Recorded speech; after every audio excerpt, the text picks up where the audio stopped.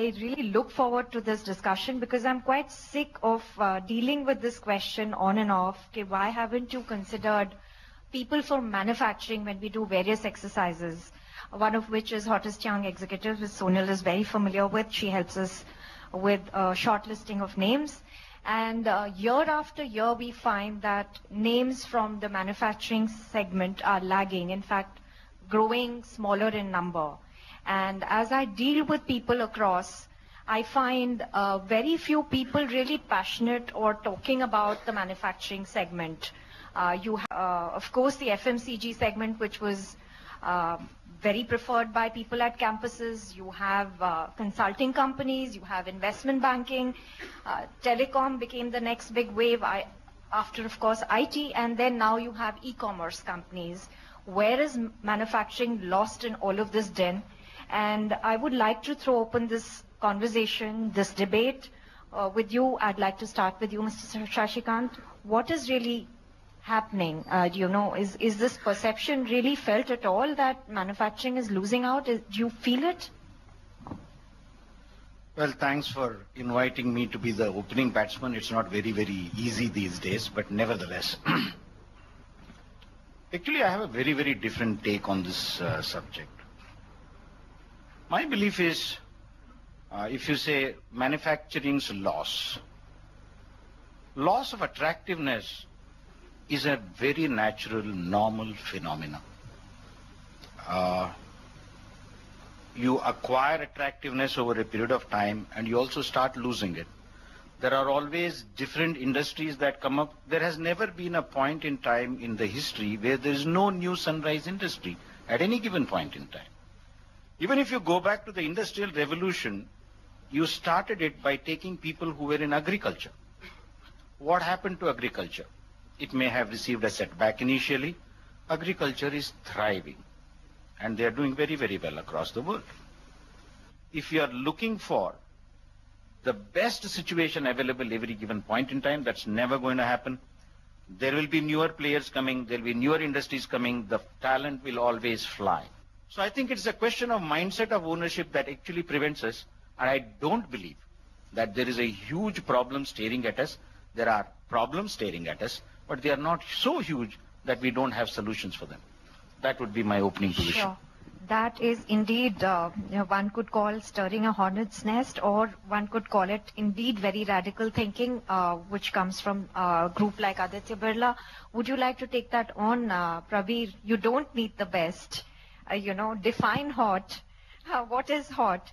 And owning, the whole obsession with owning. I mean, he's thrown some 2-3 extremely edgy thoughts at us. So the good news is that I agree with a fair bit of what Shashikant mentioned. I completely concur on the right talent definition. You don't need engineers for every job and a lot of that. But I don't agree that we don't have a problem. We have a huge problem. And I think the solution lies within manufacturing. And we are not speaking as HR people. We are trying to see it from... So why do you need to hire engineers? I share similar experiences because the ego of that manufacturing guy is better fed because he says, I've got 10 IIT engineers working for me, or I'll bet for 3 months, 6 months, 1 year. What did you achieve? Why would you not go down what I call the education value chain? So I completely am with Shashikant when he makes that comment. So I believe that there is an issue. There is an issue of manufacturing leaders, which is more geriatric than is needed. Industries are absolutely want to try and take bets with younger leaders. Why should a plant head be 55 years old? Why does a guy not retire? And this is the problem of the old world. Because you think till the guy is adequately gray, he won't, you don't take a risk with that person. From my own experience, you hire an IITian, and I still stay with Shashikant's point, you may not need an IITian, but the fact is I worked in some very big corporations where even 3 levels below a plant head, you don't have a tier 1 or a tier 2 candidate waiting to be a site or a plant head. What does it talk about talent erosion? What does it talk about attractiveness? Everyone wants to say that I want to rub shoulders with the best. It is up to manufacturing to decide how you want to reposition yourself as the best. I think it adds a huge impact to a country's GDP, to actually effective nation building. But the challenge is if manufacturing is going to be living in its own cocoon and blame the new world, it doesn't help its cause. So I think as we go along, we will have opportunities of sharing issues, but define talent right. But I think there are big problems, and big problems are about what identity, what attractiveness, how do you build your brand capital for a person who's exercising a choice to say, you know what, it is an exciting area for me to be in. It may not be for everyone, but even for those possible catchment, you've already shut the doors out because you're suffering your own inferiority challenges. And that, I think, is something that we should discuss through the evening. Yeah, thank you, Prabir, for nailing that. Sonal, I'll come back to you because I want you to, validate some of the thoughts that have been aired, because ultimately that's where the test lies when people come to you or when you sort of hear those conversations from people. Coming to you, is there a perception issue? Do you feel that there is a perception issue as far as manufacturing is concerned? Yes, I agree to some extent there is a perception issue. What is happening now in IT, that they understand that the content is no more attractive, okay, the job content, because there's a continuous de-skilling which is going on. Just to give you an example, in 2000 I used to go to IITs to hire software engineer, giving about 300,000 rupees, 350,000 rupees to do software development.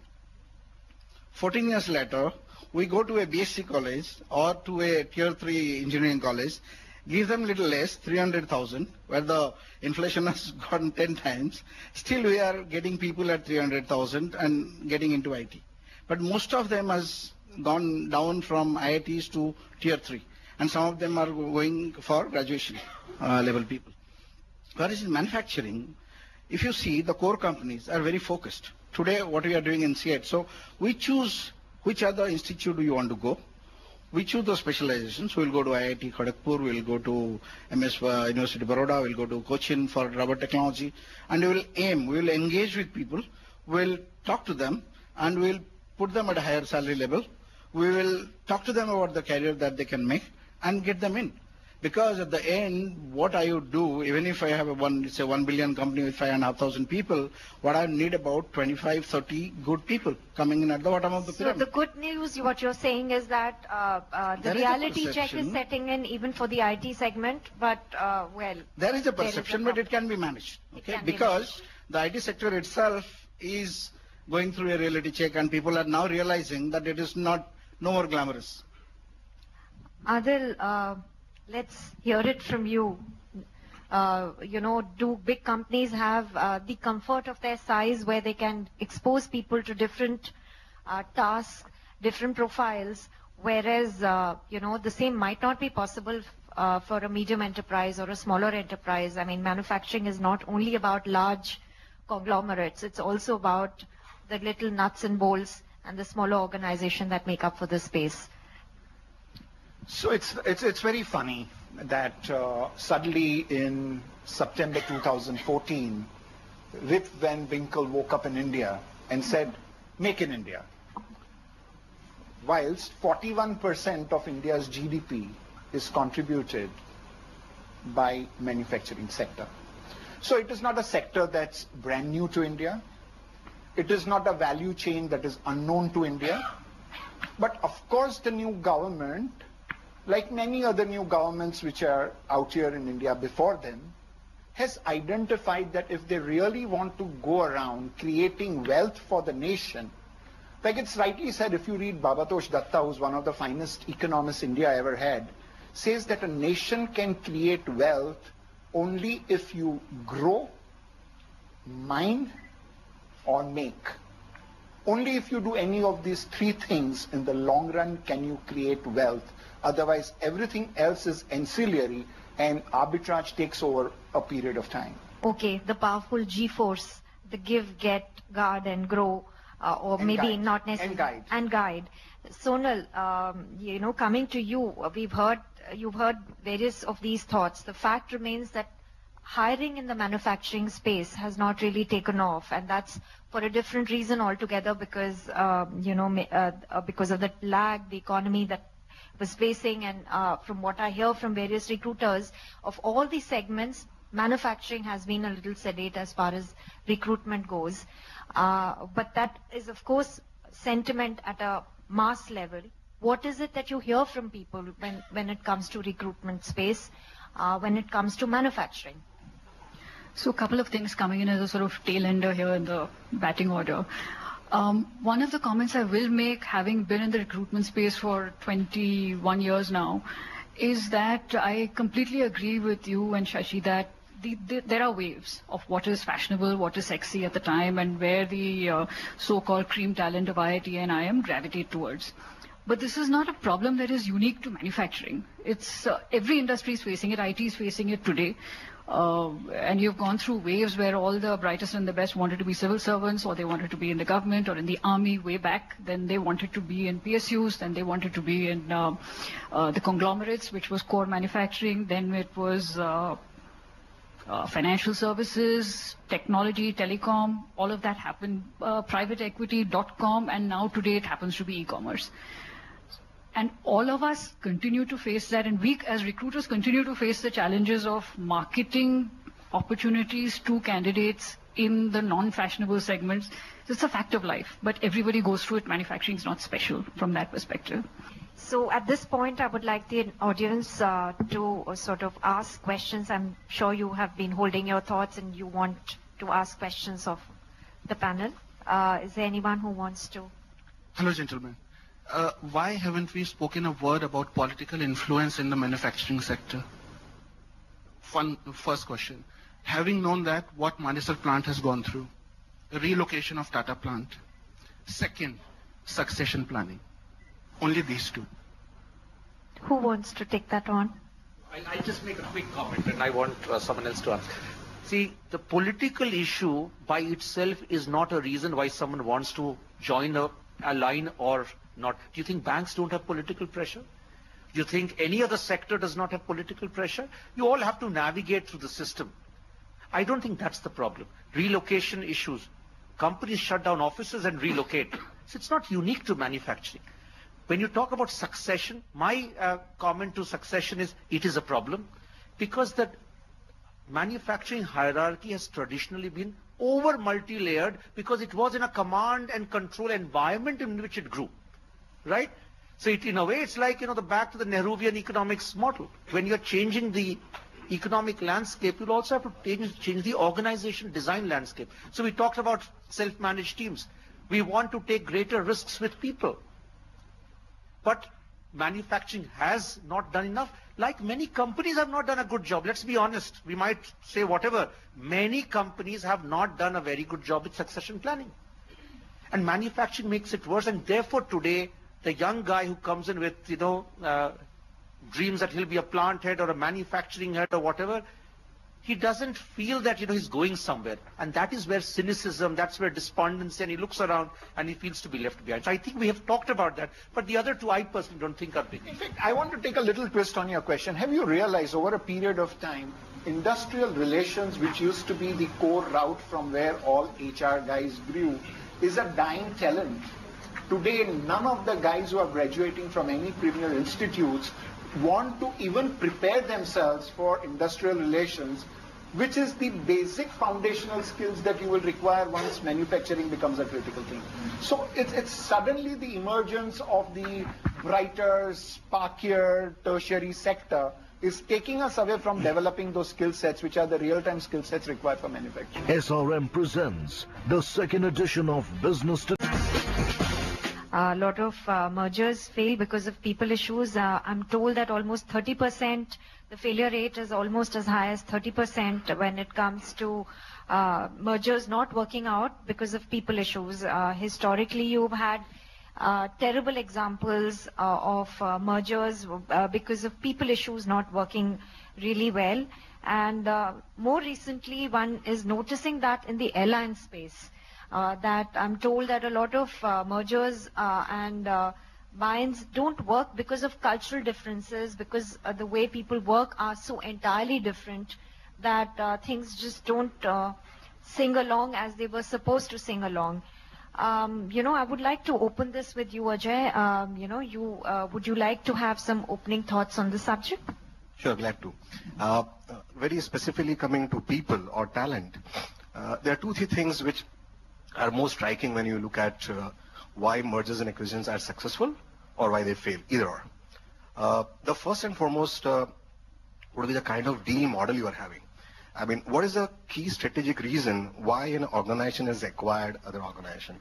And as an HR professional, I think it's very important for us to recognize that, because creating and sustaining that value for the organization is one of the more important reasons for the merger to succeed.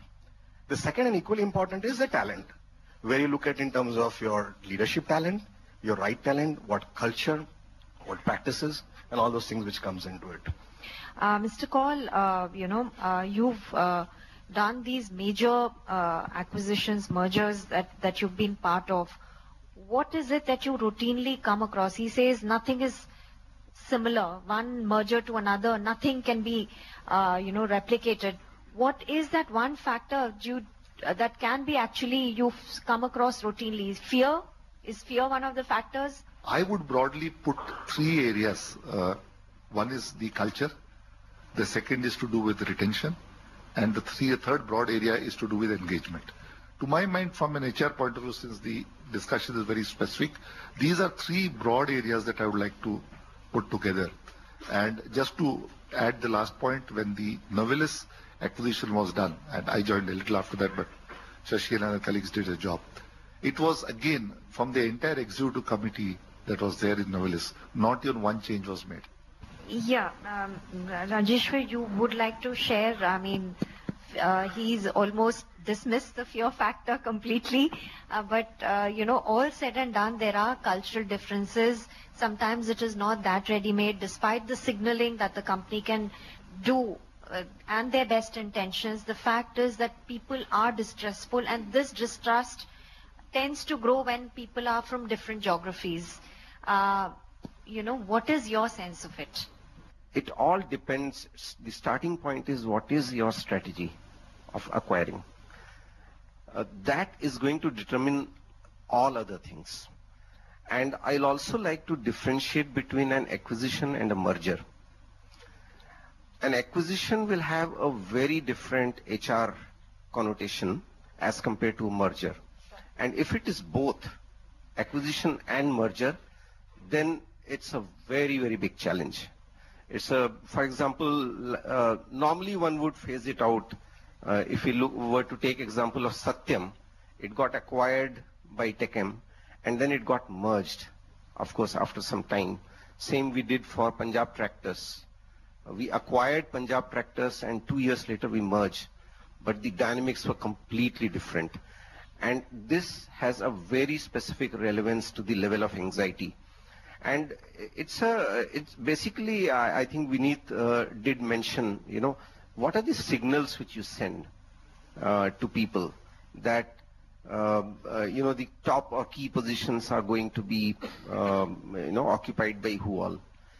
Extremely important part to manage this fear and anxiety is your governance. If at the outset, right in the beginning, if people are very clear, and I find this is the biggest mistake we have done, and we continue doing.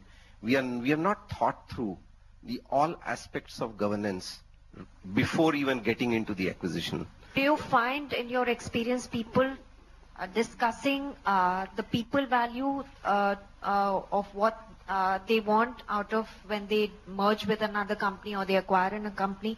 Do you find people talking about the people issues first? Or they talk only about the numbers and the market and all of that? In my experience, the deal maker, if you talk about the strategic think tank which is leading the transaction, I think the key aspect which is driven is people. Because especially for certain sectors like services sector, if you don't have the people, what are you really buying? If you do not have the CEO of the company who is managing the customer relationships, what are you really buying?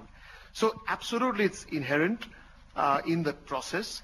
But I think the flip side to that is a success factor to that is how you deal with those situations, because you will face significant challenges.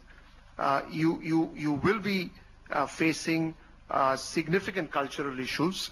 So it is the maturity, and it is to deal with those challenges will define the success of an acquisition. Sure. Inherent in a merger and acquisition situation is a potential victor-vanquish fear.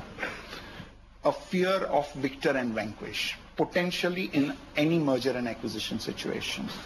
This leads to three things: a certain element of initial polarization between that group and this group. It leads to anxiety, rightly pointed out, a huge amount of anxiety. And it begins with an element of distrust. So there is this polarized group which is not willing to trust because it believes that they have taken over. I am the vanquished, they are the victors, and therefore the entire deal works with a certain negative scope. The first time I negotiated at Stenlo, this time when we took over the Shell plant, the union clearly told me, we are very happy with our culture. We have no desire to adopt the Indian culture in UK. Upfront as a affront to the whole thing. And we had to then explain to him what it meant. So please for a minute don't believe that you are going to, the greatest blunder that most companies do in mergers and acquisition is to believe that you are going to create a mini India wherever you go, or your culture into whichever setup you take in. You've got to be respectful of the culture of that enterprise and identify what you want to integrate and what you don't want to integrate. So you should, number one, not go with a sense of cultural jingoism. SRM presents the second edition of Business Today Knowledge Forum.